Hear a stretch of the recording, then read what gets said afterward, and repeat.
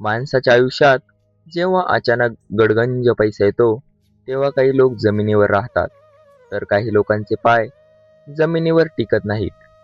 पैशाची नशा ही दारूच्या नशेपेक्षाही भयंकर असते. ती माणसाला इतकी आंधळी करते की त्याला स्वतःला जन्म देणारी आई सुद्धा एक ओझं वाटू लागते.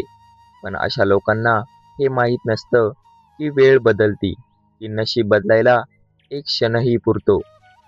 ही गोष्ट आहे मुंबईत राहणाऱ्या सुमितची. सुमित हा एक मोठा मल्टीनॅशनल कंपनीत उच्च पदावर काम करत होता. त्याचा पगार लाखामध्ये होता. शहरात स्वतःचा आलिशान फ्लॅट होता आणि दारात महागडी गाडी होती. सुमित दिसायला जितका सुशिक्षित होता, विचाराने तितकाच पोकळ झाला होता. त्याची पत्नी मिनल ही अत्यंत आधुनिक आणि उच्चभ्रू कुटुंबातील होती. मिनलला ब्रँडेड कपडे, पार्ट्या आणि दिखावा करायला खूप आवडायचं. पण या सगळ्या आलिशान दुनियेत सुमितच्या घरात एक अशी व्यक्ती होती जी सुमित आणि मिनल दोघांनाही खटकत होती. ती व्यक्ती म्हणजे सुमितची सख्खी आई, जानकीबाई. जानकीबाई या अगदी साध्या, खेडून आणि अडाणी स्त्री होत्या. त्यांनी गावात कष्ट करून, लोकांची धुणी भांडी करून सुमितला शिकवलं होतं. त्याला शहरात पाठवलं होतं. पण आज सुमित जेव्हा मोठा झाला, तेव्हा त्याला त्याची आईची लाज वाटू लागली होती. मिनल तर जानकीबाईंशी सरळ तोंडाने बोलतही नव्हती. एक दिवस सुमितच्या घरी त्याच्या कंपनीच्या मोठ्या अधिकाऱ्यांची आणि मित्राची एक मोठी पार्टी होती. घर दिव्यांच्या रोषणाईनं उजळून निघालं होतं. महागडे कपडे घालून पाहुणे घरात येत होते. जानकीबाई नेहमीप्रमाणे आपल्या साध्या सुती साडीत हॉलमध्ये आल्या आणि त्यांनी पाहुण्यांना पाणी देण्याचा प्रयत्न केला. तेवढ्यात मिनलने त्यांच्या हातातून पाण्याचा ट्रे हिसकावून घेतला आणि त्यांना रागाने कोपऱ्यात नेऊन म्हणाली, "तुम्हाला किती वेळा सांगितलंय, जेव्हा आमचे हाय सोसायटीचे मित्र घरी येतात तेव्हा बाहेर येत जाऊ नका म्हणून. तुमच्या या साध्या कपड्यामुळे आणि अडाणी भाषेमुळे आमच्या मित्रांसमोर आमची इज्जत जाते. जा आतल्या खोलीत बसा आणि दरवाजा लावून घ्या." जानकीबाईंचे डोळे पाण्याने भरून आले.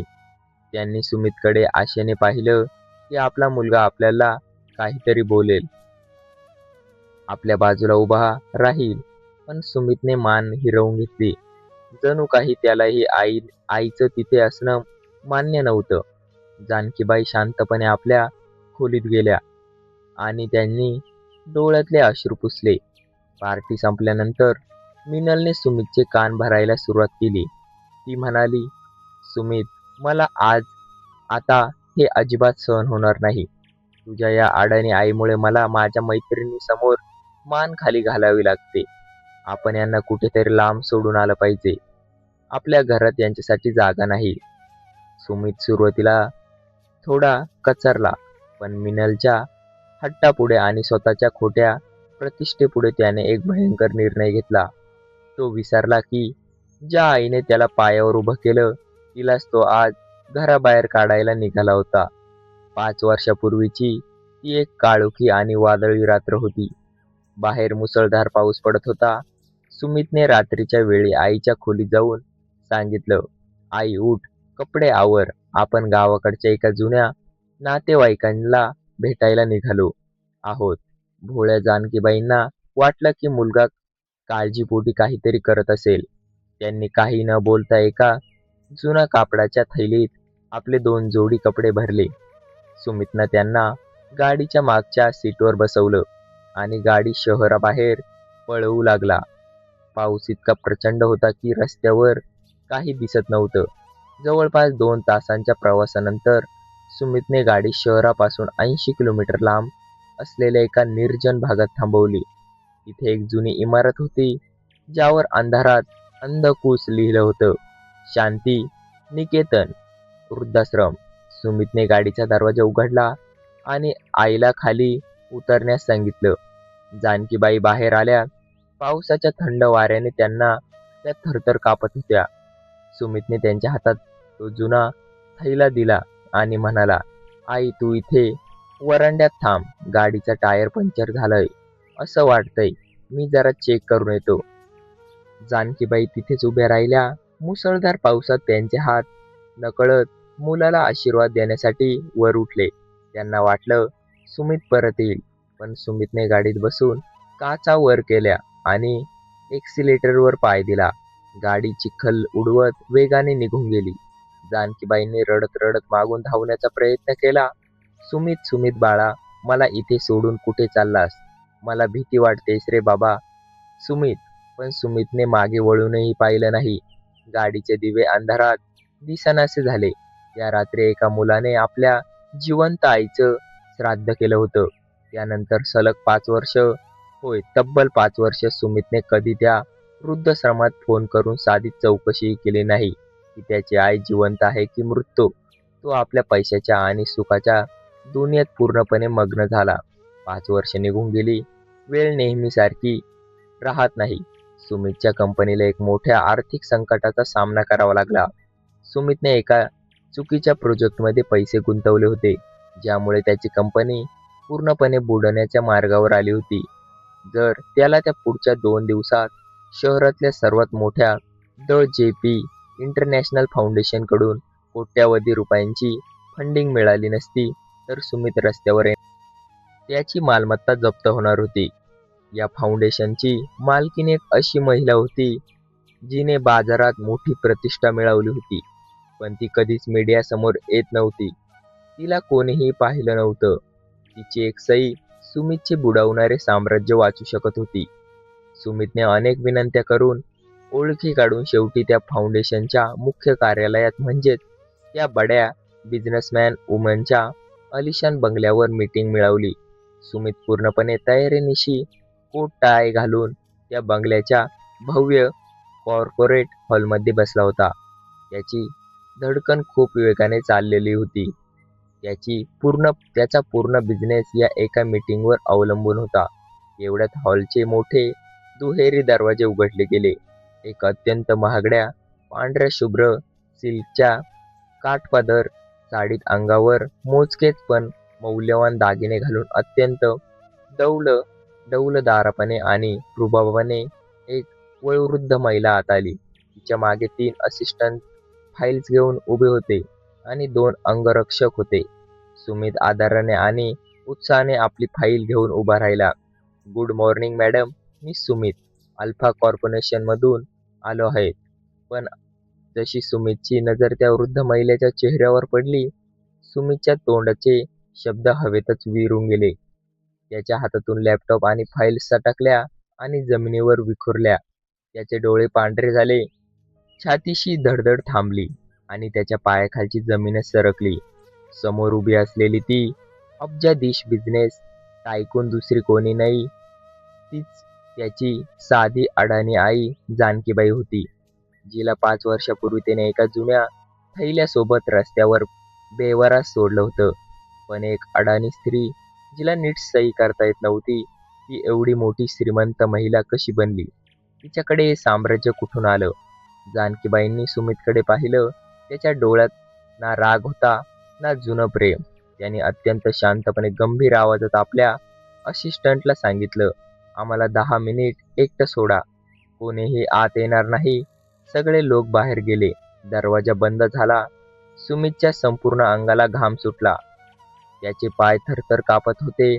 तो लाजेने आणि आश्चर्याने रडू लागला. तो धावत जाऊन आईच्या पाया पडायला निघाला. आई, तू तू इथे कशी? तू तर त्या वृद्धाश्रमात. पण जानकीबाई 2 पाऊल मागे झाल्या. त्यांनी अत्यंत करड्या आवाजात म्हटलं, उभा राहा मिस्टर सुमित. मी इथे तुझी आई म्हणून नाही, तर जे.बी. फाउंडेशनची चेअरपर्सन म्हणून बसले आहे. आणि तू इथे माझ्यासमोर एका भिकाऱ्यासारखा तुझी बुडणारी कंपनी वाचवण्यासाठी भीक मागायला आला आहेस. सुमित लाजेने पाणी पाणी झाला. तो रडत म्हणाला, आई मला माफ कर. मी चुकीचा होतो. मिनलने मला भडकावलं होतं. पण मला हे सांग, तुझ्याकडे एवढा पैसा, हा बंगला, हे साम्राज्य कुठून आलं? तू तर साधी. जानकीबाईंनी एक दीर्घ श्वास घेतला. चेअरवर बसल्या आणि म्हणाल्या, तुला वाटायचं ना सुमित की तुझे वडील एक साधे सरकारी कारकून होते जे मरताना काहीच ठेवून गेले नाहीत. हीच तुझ्या आयुष्यातील सर्वात मोठी चूक होती. जानकीबाईंनी टेबलावरची एक जुनी पण अत्यंत सुरक्षित ठेवलेली फाईल उघडली. सुमित अजूनही आश्चर्याने आणि भीतीने त्यांच्याकडे पाहत होता. जानकीबाई सांगू लागल्या, सुमित, तुझे वडील दिसायला साधे होते, पण ते भविष्याचा विचार करणारे माणूस होते. त्यांनी त्यांच्या हयातीत शहराबाहेर आणि गावाजवळ मिळून जवळपास 50 एकर जमीन खरेदी करून ठेवली होती. त्यांना माहीत होतं की येणाऱ्या काळात तिथून मोठा सरकारी हायवे जाणार आहे. त्यांनी त्या जमिनीचे सर्व हक्क माझ्या नावावर केले होते आणि एक गुप्त लॉकरमध्ये त्यांचे पेपर्स ठेवले होते. मरताना त्यांनी मला एक शपथ दिली होती, जोपर्यंत सुमित मोठा होत नाही आणि त्याचे संस्कार पूर्णपणे परखले जात नाही, तोपर्यंत त्याला या जमिनीबद्दल काहीही सांगू नको. जर तो चांगला माणूस निघाला तरच त्याला हे दे, अन्यथा हे पैसे गरिबांसाठी वापरा. आईने सुमितच्या डोळ्यात पाहत पुढे म्हटले, मी तर तुला ते सर्व काही देणार होते सुमित, कारण शेवटी तू माझा मुलगा होतास. पण तू आणि तुझ्या पत्नीचे माझ्या साधेपणाचा गैरफायदा घेतला. ज्या रात्री तू मला त्या मुसळधार पावसात वृद्धाश्रमाच्या वरांड्यात सोडून पळून गेलास, तुझ्या गाडी निघून गेल्यास अवघ्या 10 मिनिटात तिथे त्या आश्रमाच्या मुख्य ट्रस्टी आले. ते दुसरे कोणी नसून तुझ्या वडिलांचे सर्वात जुने आणि पक्के मित्र निवृत्त न्यायाधीश श्री दिगंबरराव होते. सुमितचे तोंड उघडेच राहिले. दिगंबरराव हे शहरातले एक अत्यंत प्रतिष्ठित आणि प्रामाणिक नाव होते. दिगंबररावांचे मला लगेच ओळखले. जानकीबाई म्हणाल्या, जेव्हा मी त्यांना रडत रडत सर्व हकीकत सांगितली, तेव्हा त्यांनी मला धीर दिला.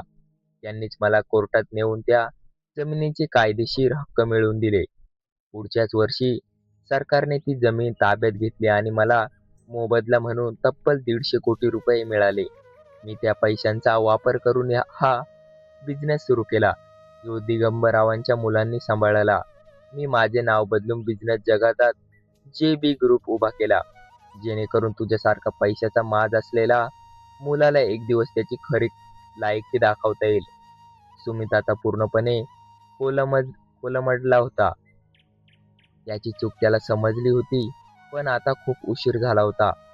तो हात जोडून रडू लागला, आई मला माफ कर, मी खूप मोठी चूक केली. आज माझी कंपनी बुडण्याच्या मार्गावर आहे. जर तू या फंडिंग फाईलवर सही केली नाही तर मी रस्त्यावर येईल. माझी सगळी संपत्ती जप्त होईल. आई, माझ्यावर दया कर. जानकीबाईंनी शांतपणे टेबलावरची ती फंडिंगची फाईल उचलली, पेन काढला आणि सुमितच्या डोळ्यात देखत त्यावर स्वाक्षरी केली.